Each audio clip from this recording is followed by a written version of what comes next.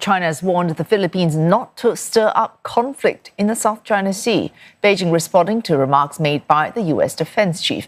Pete Hegseth on a visit to Manila. 美菲间任何合作都不应该针对第三方或者损害第三方的利益，更不应该渲染所谓威胁、挑动对抗、加剧地区的紧张。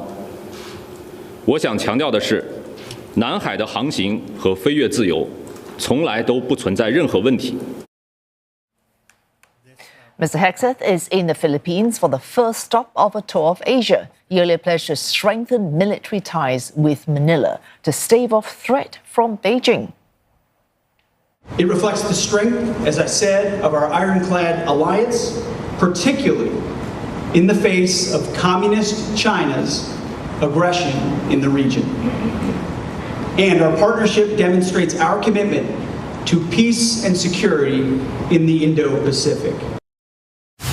It's not merely the security of either the United States or of the Philippines. We are facing a common threat, which now is the overreach of the Communist Party of China. So the Indo-Pacific, the rule of international law, freedom of navigation, and individual personal freedoms are what are at stake here. And for more, Buena Bernal joins us live from Metro Manila. Buena, we're seeing that repeat of the usual familiar rhetoric, at least on the surface, from both the US as well as the Philippines and China as well.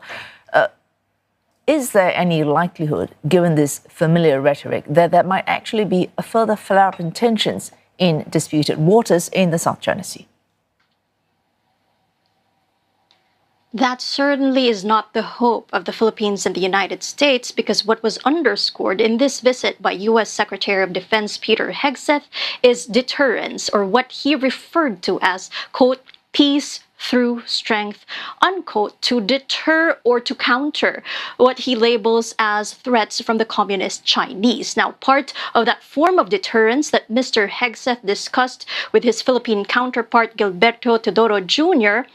is this deployment of an anti-ship missile system for the flagship U.S.-Philippines military drills that starts April, marks its 40th iteration, and also the use of unmanned surface vehicles during those drills. That deterrence, however, is not just in terms of U.S.-Philippines military cooperation.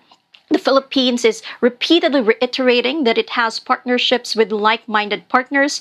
It is, in fact, in talks for visiting forces agreements with France, Canada, and New Zealand on top of existing ones with Japan, Australia, and the United States. And it has committed quadrilateral engagements with existing visiting forces partners. And what China sees here in these minilateral engagements is an effort from the Philippines to dwarf the Asian giant's military might.